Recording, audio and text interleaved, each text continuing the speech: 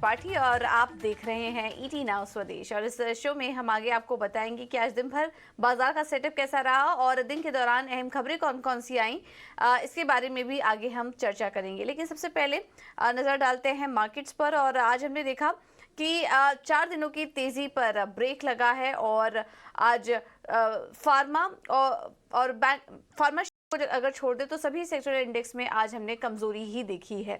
तो किस तरह का सेटअप रहा आज दिन भर बाजार का और कहां पर एक्शन था, पूरा एक क्विक रिकैप ले लेते हैं। और मानसी हमारे साथ जुड़ चुकी हैं डिटेल्स के साथ। मानसी बताइए।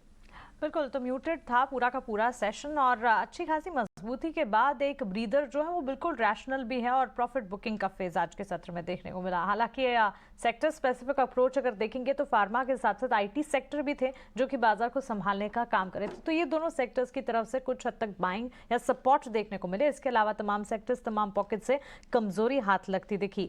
पर्टिकुलरली अगर देखेंगे एनर्जी, मेटल और साथ ही बैंकिंग शेयरों ने बाजार के अब कह सकते हैं कि आप कमजोरी में ज्यादा कंट्रीब्यूट किया। बैंकिंग इनफैक्ट अगर देखें लास्ट आवर ऑफ ट्रेड में कुछ हद तक संभलने की भी कोशिश कर रहे थे, जहां पर Kotak Mahindra bank, ICICI bank जैसे काउंटर्स में हमने कुछ हद तक मजबूती देखी। तो क्लियरली संभलने की कोशिश थ्रू आउट द डे बाजार की रही। और इस कंट्रीब्यूटर्स की अगर बात करें पर्टिकुलरली बाजार के की कोशिश में सबसे ज्यादा contribution Bharti Airtel, Kotak Bank, Asian Paints, Sun Pharma, Tata Motors जैसे काउंटर्स का रहा। पेन स्टॉक्स आज सुबह से हम डिस्कस भी कर रहे थे, क्रूड करेक्शन के बेनिफिशियरी हैं और पेन स्टॉक के साथ साथ एविएशन और सीमेंट प्लेज पर भी नजर रखनी चाहिए क्योंकि मिड कैप सीमेंट प्लेज में काफी अच्छा एक्शन हम कल से देख भी रहे हैं। Of course southern belt, southern regions में जो सीमेंट कीमतों में बढ़ोतरी है उसका एक इम्पैक्ट है। उसके अलावा वॉल्यूम्स रियलाइजेशंस के फ्रंट पर जो ताज़ा नंबर्स आते हुए दिखे वो भी इस सेक्टर को काफ़ी हद तक मदद कर रहे हैं। लेकिन हैवी वेट्स जिससे उम्मीदें ज़्यादा थी जैसे कि Reliance, HDFC, twins, axis bank, SBI, ये सारे के सारे स्टॉक्स आज परफॉर्म नहीं कर रहे थे। तो कमजोरी यहाँ से हाथ लगी और इसी के चलते कह सकते हैं कि बाजार को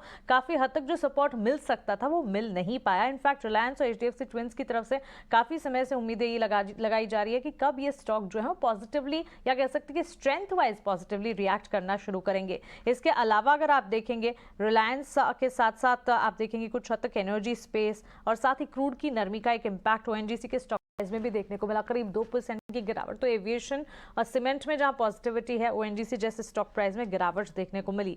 लेकिन यूरेका फॉर्ब्स, इस स्टॉक को हम कल से ही डिस्कस कर रहे थे, इस स्टॉक में अच्छे नतीजों का इम्पैक्ट है। करीब 9% की तेजी आज के सत्र में भी महज 5 ट्रेडिंग सेशन में 35% तक की बढ़ोतरी इस स्टॉक ने दिखाई। इसके अलावा अगर आप देखेंगे एमएससीआई या इंडेक्स में जो बदलाव लागू हो जाएंगे उसका एक इम्पैक्ट था जो कि एचएएल, सोना बीएलडब्ल्यू, प्रेसिशन, इन तमाम स्टॉक्स में देखने को मिला। इन स्टॉक्स पर दिन भर नजर भी रही। इनफैक्ट सोना बीएलडब्ल्यू, एचएएल जैसे काउंटर्स थे जो कि क्लोजिंग के वक्त हमने देखा ऑलमोस्ट आधे % तक की मजबूती के साथ। सोना बीएलडब्ल्यू में तो 5% की तेजी थी। हाँ, फार्मा स्पेस में अगर आप देखेंगे बड़ी फार्मा कंपनियां या फिर छोटी मझौली फार्मा कंपनियां, numbers positive, Aurobindo pharma, Torrent pharma, ये सारे के सारे स्टॉक्स में काफी अच्छा एक्शन, ब्रोकरेज के भी बुलिश रिपोर्ट्स देखने को मिले। All in all muted session था लेकिन बाजार में स्टॉक स्पेसिफिक अप्रोच काफी देखने को मिला। Broader indexes, mid cap, small cap में काफी सारे मौके बनते हुए दिखे और फाइनल क्लोजिंग जब रही करीब 90 से 100 अंकों की गिरावट हमने निफ्टी में देखी। 18500 के ही इर्द गिर्द, 18500 के पार इनफैक्ट निफ्टी ने क्लोजिंग दिखाई।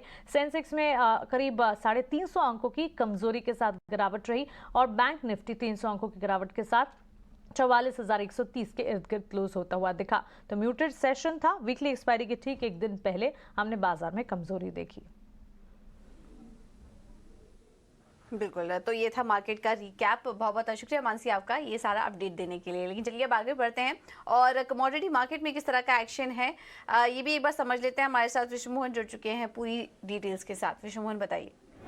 देखिए, आज कच्चे तेल में काफ़ी गिरावट दिख रही है कमोडिटी मार्केट में। कल भी हमने देखा था कि 4 से 5% तक की गिरावट सभी काउंटर्स में देखी। ब्रेंट में, डब्ल्यूटीआई पे, एमसीएक्स पर भी 4.5% गिरकर बंद हुए थे और आज भी ये गिरावट अब बढ़ती जा रही है। 1% से ज़्यादा की गिरावट कच्चे तेल में दिख रही है।